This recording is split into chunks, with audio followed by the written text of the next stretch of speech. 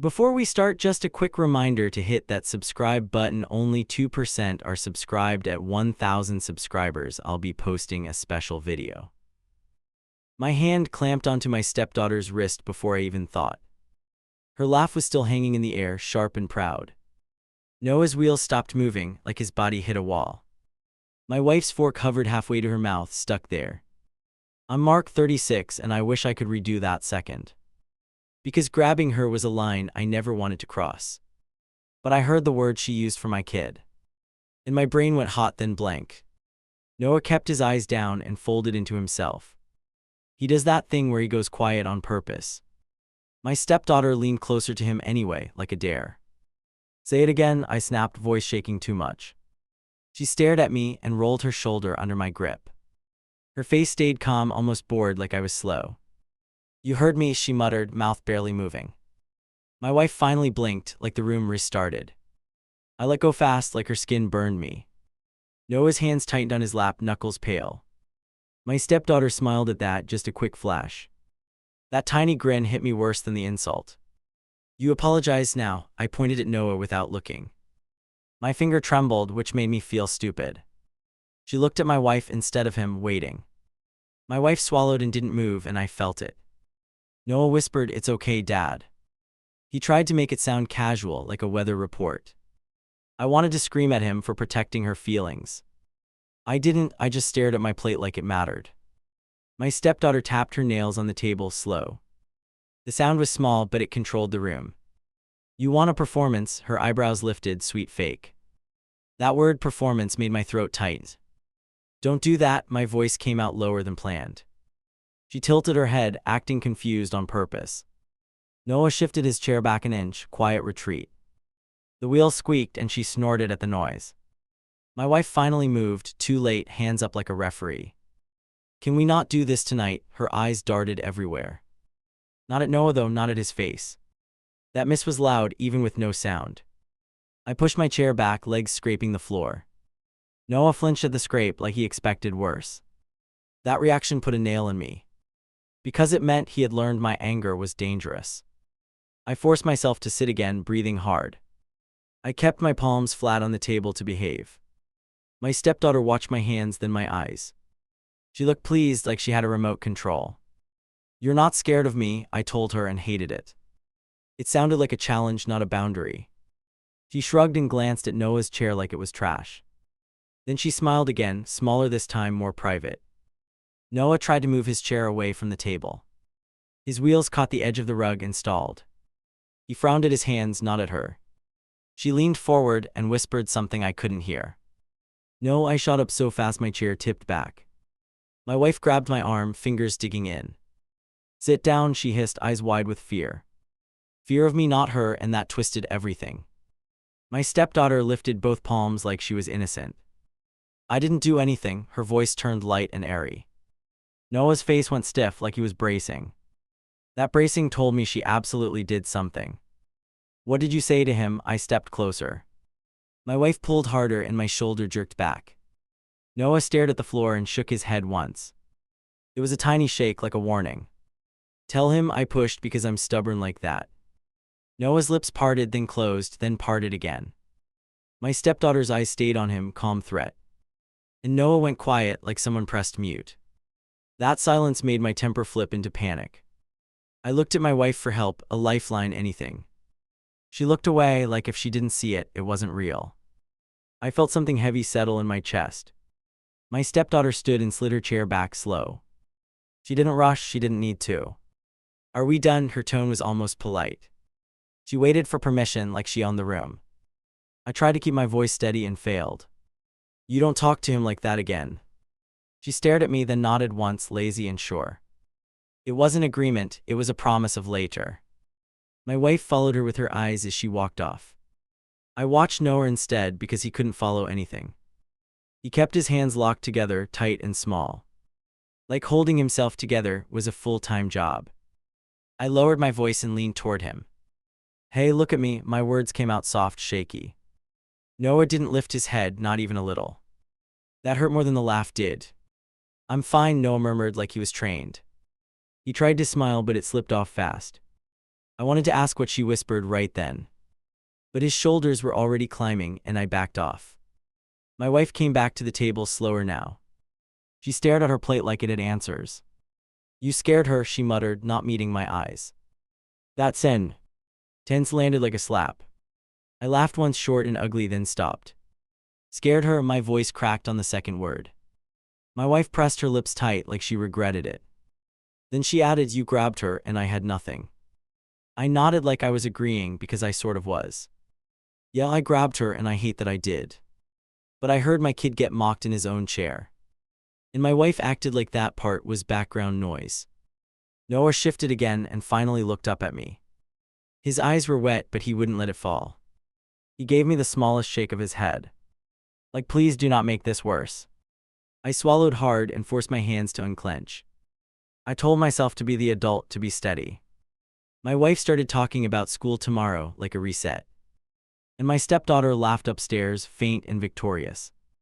I knocked on Noah's door and got no answer, just a soft shuffle. I pushed it open anyway because I was already scared. He sat angled away, hands tucked under his thighs. The second he saw me, his shoulders locked up again. "Breakfast?" I kept my voice light, almost fake. Noah nodded too fast, then looked past me at the hall. He rolled toward the doorway like he wanted an escape route. That move made my stomach clench because it wasn't about food. I stepped aside and let him pass like I wasn't watching. He kept his chin down, tracking every sound around us.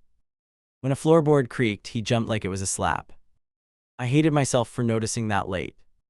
My stepdaughter was already in the kitchen, scrolling on her phone. She didn't look up when Noah came in. No greeting, no eye contact, just a quiet little exhale through her nose. Noah froze like he'd hit an invisible fence. "You can sit." I pulled a chair out of the way. Noah didn't move, like permission wasn't the issue. My stepdaughter flicked her eyes toward his wheels, then back down. The corner of her mouth twitched like she got a private joke. Noah whispered, "I'm not hungry." It came out clean, too smooth, like rehearsed. I tried to push, then caught myself. Pressure makes him fold. So I nodded and he rolled away fast. I followed him down the hall, not settle it all. He kept going until he reached the bathroom, then stopped. He checked behind him, then looked at me like he was caught. That look felt like I was the danger, not her. "What's going on?" I leaned on the doorway, blocking nothing. Noah stared at the sink like it could answer for him.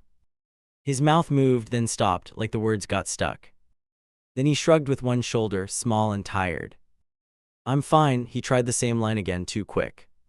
I waited him out because silence sometimes works better. His eyes got shiny and he blinked hard like it was dust. That's when I knew this was bigger than one ugly moment. I lowered my voice. "Did she do something this morning?" Noah's hands twisted together until his fingers went white. He shook his head once, then shook it again, faster. It was denial with panic attached.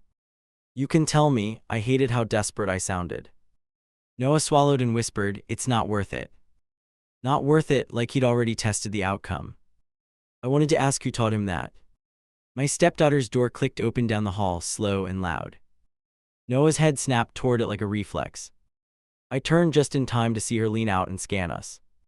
Her eyes landed on Noah first, and she smiled without warmth. She walked past us, shoulder bumping his chair on purpose. No apology, no pause, just a casual hit and a glance at me. I stepped forward, but Noah grabbed my sleeve. His grip was tight, like he was stopping a bomb. "Don't." Noah mouthed it, eyes wide. I stood there, breathing through my teeth. My stepdaughter kept walking like nothing happened. Then she called back, "He's so jumpy," and kept going. I waited until she was out of earshot. "What does she do when I'm not here?" My voice cracked anyway. Noah stared at the floor tile like it was safer than my face. He whispered, "She makes it a game," and went quiet again. A game, that word stuck in my head all day. I tried to work, but my hands kept hovering over my phone. I texted my wife twice, then deleted both messages. Because I already knew how it would sound. After school, I heard the front door slam and felt my pulse spike. I stepped into the hall before anyone could disappear upstairs. My stepdaughter walked in smiling, backpack swinging like a trophy. Noah rolled in behind her, eyes low and careful.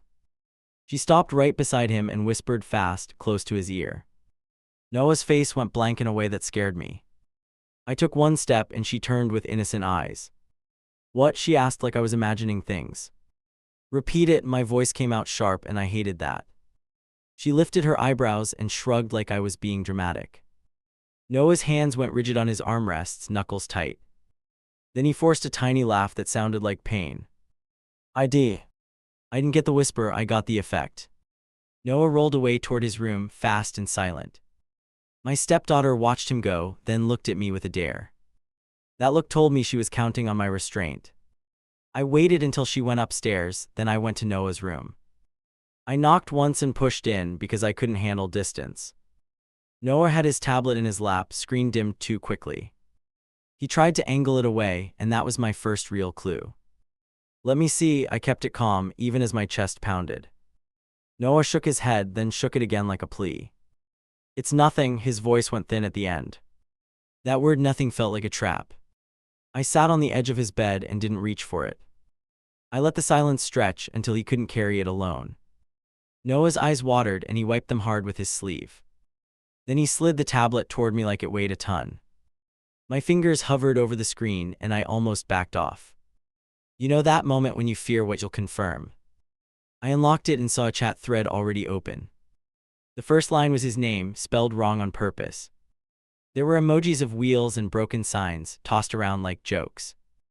A photo of Noah in the hallway sat in the thread. Someone had drawn arrows pointing at his chair like a target. My throat went tight as I scrolled because it kept getting worse. My stepdaughter's username was right there, no effort to hide.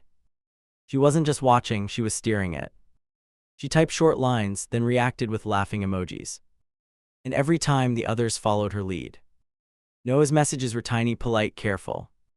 He apologized for things that made no sense. He wrote my bad like existing was a mistake. I stared at that line until my vision blurred. Then I found the video link. My thumb hesitated like it was about to touch fire. I hit play and Noah flinched like he knew the sound. The first frame showed his chair and my stomach dropped. The clip was shaky, filmed from behind him in our own hallway. You could hear my stepdaughter giggling close to the camera. Someone off-screen called him half a kid, and she laughed harder. Noah's voice in the video was small, begging them to stop. I paused it and felt sick, like I'd been punched. Noah stared at the wall, face empty, waiting for my reaction. I wanted to promise everything, fix everything, burn the world down. Instead I asked, how long has this been happening, and he looked away. Noah didn't answer with a number. He just shrugged, slow and defeated, like time didn't matter anymore. I put the tablet down and covered my face with both hands. Upstairs I heard my stepdaughter's door open, then close slowly. I planted myself at the bottom of the stairs and lifted my phone. She stopped halfway up, one foot on the first step. Her eyes flicked to Noah's door, then back to me. That quick check told me she knew exactly what I'd seen. Handed over, I held out my palm, steady on purpose. She hugged her phone to her chest like it was a shield. No, one word, flat and practiced. And she tilted her head like I was the unreasonable one. I stepped closer and kept my voice low. You filmed him, my mouth went dry on the last word. Her face barely moved, but her eyes sharpened. Then she smiled like the accusation entertained her. You looked through his stuff, she tapped her own screen once. She didn't deny anything, which hit me harder. I felt a flush of shame, then rage shoved it aside. Because I wasn't the one making a target out of a kid. Do you think this is funny? I pointed toward Noah's room. She shrugged like we were debating homework. He's dramatic, her tone stayed light, almost bored. I heard that same attitude from the kitchen night, just dressed up. I took a breath and tried a different approach. You're going to apologize, I kept it simple, no speeches. She slid her phone into her pocket, slow and deliberate. Then she looked past me like I didn't have authority here. You can't make me, she brushed my shoulder as she walked by. It wasn't hard, but it was intentional. My hands curled, then I forced them open. Because losing control was exactly what she wanted. I followed her into the living room and blocked the hallway. She stopped and glanced at the wall clock, casual. Like she was timing how long until my wife got home. That thought made my pulse jump. Sit, I pointed at the couch. She dropped into it with a sigh and crossed her legs. She looked comfortable, like court had started and she was winning. Then she leaned back and waited for me to mess up. I stayed standing so I wouldn't shrink. "You're done messing with him," my voice shook anyway. Her eyes slid upward then down, like she scanned my weak spots. "You're obsessed with him," she muttered, testing the words. I laughed once sharp, then stopped myself. Obsessed, like protecting my child was some weird hobby. "Tell me why." I hated how much I needed an explanation. She didn't answer right away, which was its own answer. She picked at a thread on her sleeve, calm hands. "Because he gets you." She looked up and met my stare. "And I get scraps." The way she said scraps made it sound dirty. Then she smiled, like she enjoyed saying it out loud. "You're not starving." The line came out too harsh.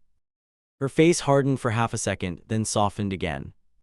"You always think you're the hero." She pointed at my chest. That jab landed because part of me wanted to be. I pulled up the clip on my phone and held it out. Her eyes darted to the screen, then away like it burned. "You're going to watch it." I didn't raise my voice. She still didn't look, which felt like a confession. "Nope." She pushed my hand away with 2 fingers. Not a shove, not a fight, just dismissal. "You're not my dad." The words came easy like a blade. Then she added, "And she'll tell you that." I froze for a second because she sounded sure. "You think my wife will excuse this?" I said it as a statement. She nodded slow, and I hated how certain she looked. "She always does," she replied, and her eyes didn't blink. My stomach tightened, but I forced my tone steady. "Then we all talk." I took my phone and hit record. Her posture changed, small shift, sudden alert. The fear wasn't about being caught, it was about losing control. "Turn that off." Her voice got sharper, less playful. I kept the phone up and didn't flinch. "You want to perform? Great, let's capture it." Her jaw flexed, and I saw anger under the polish. She stood and tried to brush past me again. I moved sideways and blocked without touching. "Not upstairs." I kept my hands visible, palms open. Her eyes narrowed, like I'd learned a rule she preferred broken. "You can't trap me." She spoke louder now, baiting. I heard myself in my own head, warning me to stay calm. "I'm not trapping you." I swallowed hard. "I'm protecting him." I finished, and she scoffed. She lifted her chin and smiled wide, fake sweet. "Go ahead." She spread her arms like a game show host. "Call her." That confidence made my skin crawl. Because she wasn't guessing, she was counting. My wife walked in minutes later and stopped at the doorway. She looked at both of us, then at my raised phone. "What is this?" Her tone went tight, already defensive. And my stepdaughter's face softened into innocence on command. I didn't greet my wife. I hate that, but it's true. I thrust the phone forward and hit play again. "Watch." One word, and my voice cracked anyway. My wife's eyes flicked to the screen, then away fast. "Why are you recording?" She grabbed my wrist, not gentle. I pulled back and kept the phone close to my chest. "Because this keeps happening." My throat burned saying it. My stepdaughter leaned into my wife's side like a child needing comfort. "You're scaring her." My wife's eyes were wide. Those words hit like a punch to the ribs. I stared at her, waiting for the other half.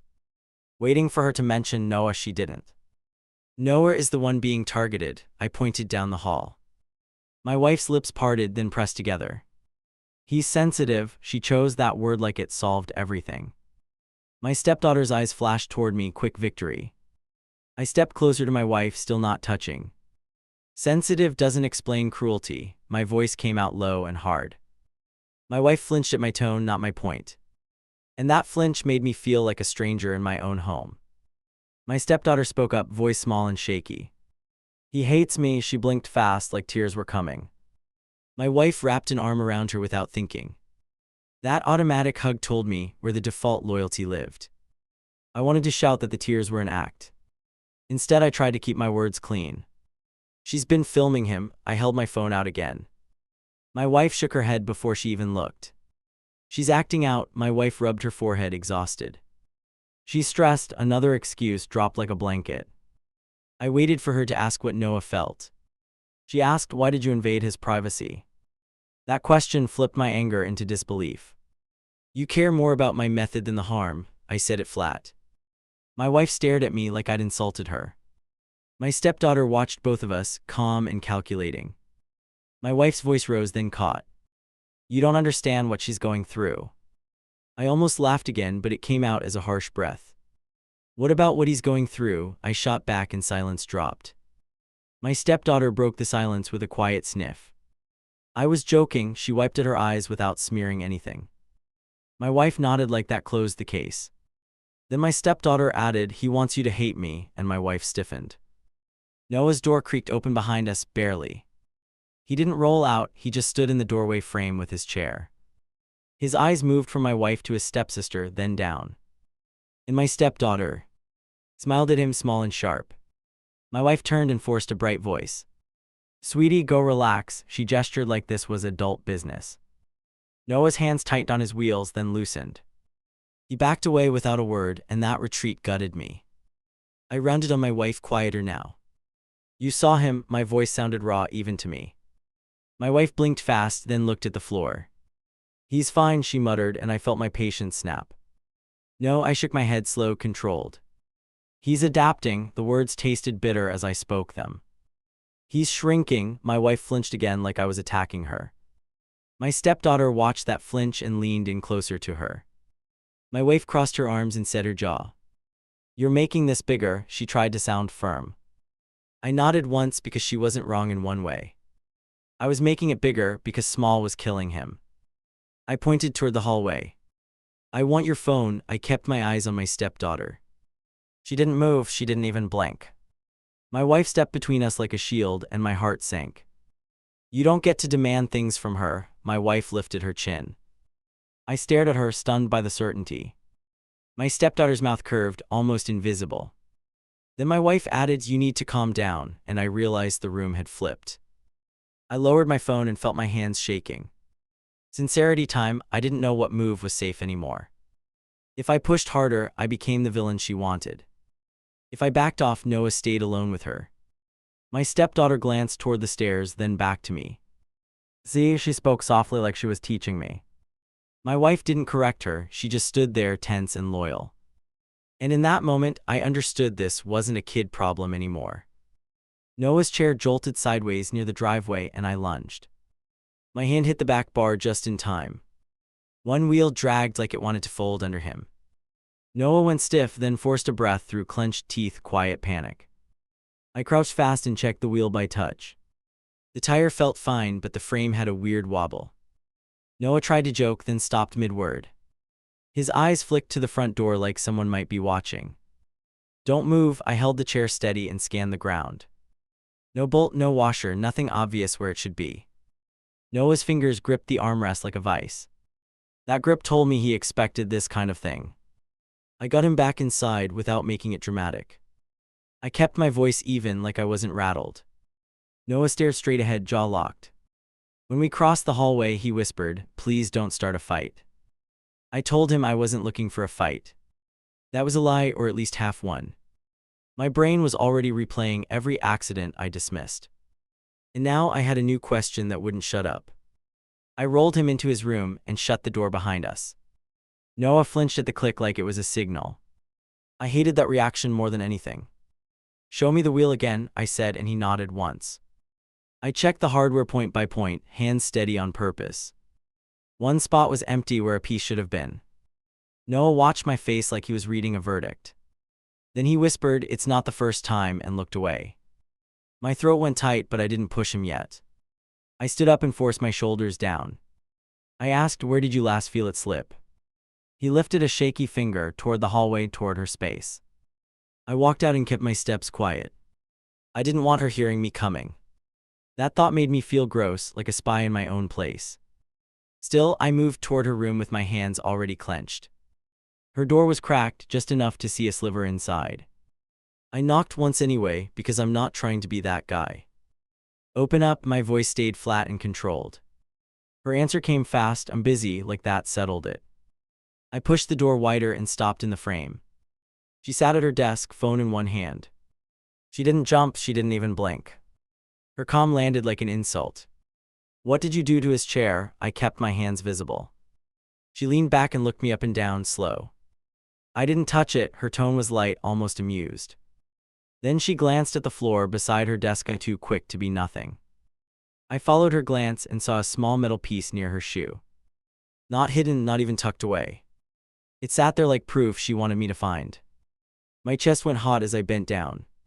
I picked it up and held it between two fingers. It matched the missing piece in my head instantly. My stepdaughter's eyes tracked it, then slid to my face. She smiled like I'd just stepped into her trap. Explain, I didn't raise my voice, which took effort. She shrugged and tapped her phone screen twice. Maybe it fell off, her lips twisted into a tiny smirk. That smirk made my restraint feel like a joke. I pocketed the bolt and backed away one step. I didn't want to stand over her like a threa. Say, you almost tipped him, my voice cracked on almost. Her eyes widened in fake surprise, then narrowed again. He's fine, she lifted her shoulders, casual cruelty. I saw you catch him, she said it like a compliment. That told me she was watching from somewhere. And the idea of her watching made my skin crawl. Where were you? I scanned her room without looking around like a tourist. She waved one hand toward the hallway like it didn't matter. I was home, she smiled wider, enjoying my discomfort.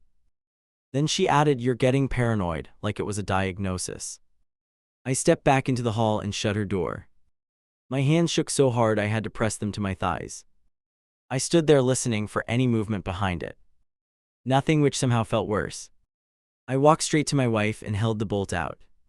She looked at it, then at me, then away. What is that? Her voice sounded tired before I even spoke. I hated that she started tired instead of alarmed. It came from Noah's chair. I kept it short and sharp. My wife blinked like she didn't understand the words. That's impossible, she said, impossible like it was comfort. Then she added, you're blaming her again, and my jaw tightened. I didn't argue the word again. I turned and walked toward Noah's room because he mattered most. My wife followed, steps quick and annoyed. And I knew she was coming to manage me, not protect him. Noah sat still, hands folded like he was waiting for punishment. My wife knelt beside him and softened her voice. Are you okay? She touched his arm like a quick checkmark. Noah nodded too fast, like he wanted it over. I held the bolt in my palm where Noah could see it. His eyes locked onto it, then slid away. That avoidance told me everything and nothing at once. My wife glanced at his face and missed the meaning again. Did she mess with it? I asked Noah, low and careful. Noah swallowed and stared at the carpet. My wife's gaze pinned him, waiting for the right answer. Noah's mouth opened, then closed, stalling. My wife spoke first, voice firm but sweet. You don't have to accuse anyone. That sentence cut Noah off before he could even try. I watched him shrink in real time, and it wrecked me. I looked at my wife and kept my voice steady. You're leading him. The words came out harsh anyway. My wife stiffened and pulled her hand back. Noah flinched at that tiny withdrawal, like affection had a price. I stepped into the hall and called my stepdaughter's name. My voice echoed more than I wanted. She appeared at the top of the stairs, slow and confident. She leaned on the rail like she was watching a show. Come down, I kept it simple and final. She took her time, one step at a time, eyes locked on my wife. My wife's posture shifted, protective before a word was spoken. That reflex gave my stepdaughter a little boost, you could see it. When she reached the bottom, I held the bolt up.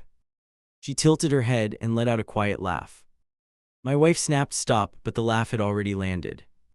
Noah's door was open behind us, and he didn't roll out. You think it's funny? I kept my gaze on her face. She shrugged like we were debating a meme. I didn't touch him, she chose that phrasing on purpose. My wife latched onto it like a rope. See, my wife turned on me, eyes sharp. She didn't touch him, she repeated the line like it mattered. I stared at my wife, stunned by the loophole. My stepdaughter's mouth curved, pleased by the win. I took a slow breath and shifted my stance. I'm not asking about him, I tapped the bolt against my palm. I'm asking about his chair, the last word came out cold.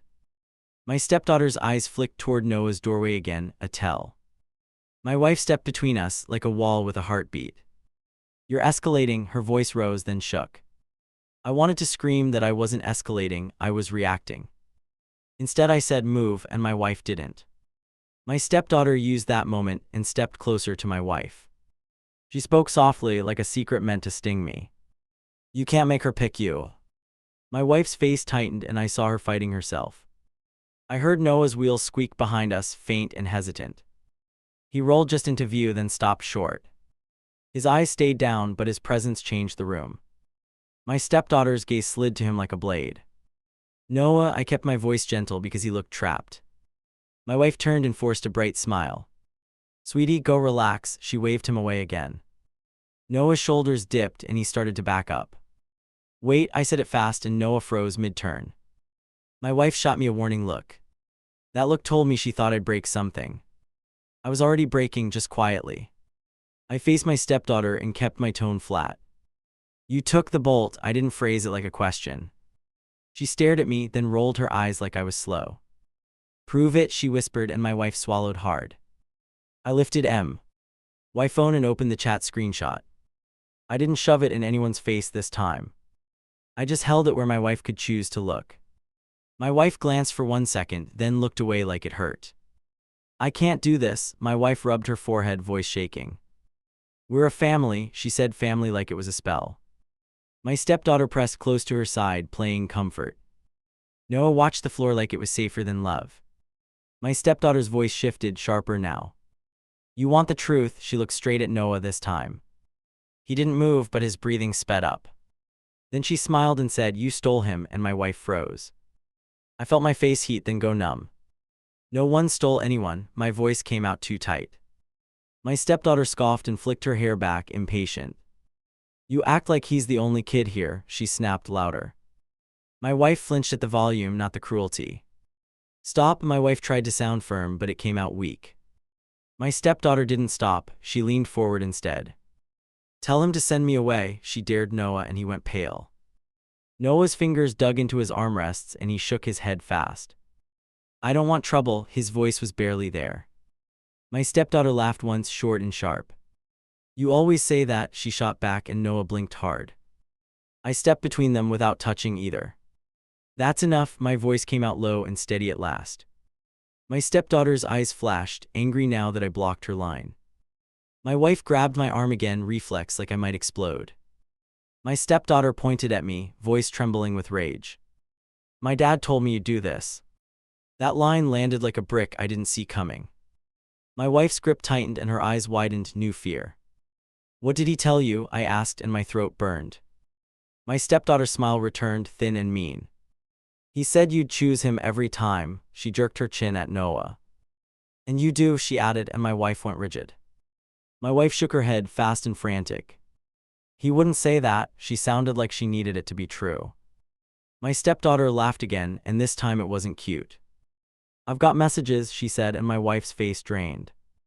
I looked at my wife and saw her doubt flicker. That flicker mattered because it meant reality was cracking through. My stepdaughter saw it too and moved to crush it. He deserves it, she hissed, eyes locked on Noah. The room went dead quiet, like all air got sucked out. My wife's mouth opened, then nothing came out. Noah's face folded in on itself, shame hitting him first. And I realized we weren't dealing with teasing anymore, we were dealing with intent. I held up the bolt again and stepped closer to my wife. This is evidence, my voice sounded strange like it wasn't mine. My wife stared at it, then at Noah, then at her daughter. My stepdaughter's eyes stayed steady, daring us to act. My wife's voice finally broke. Why would you do that? She looked at her daughter like she didn't know her. My stepdaughter shrugged, almost relieved the mask was off. Because it works, she said, and the words hung there ugly and final. I slid Noah's door shut and faced them in the hall. The bolt sat in my palm like a small accusation. My wife stood between us, tight shoulders, rigid jaw. My stepdaughter leaned on the railing like she owned the air still. Pack a bag, I spoke toward Noah's door, not them.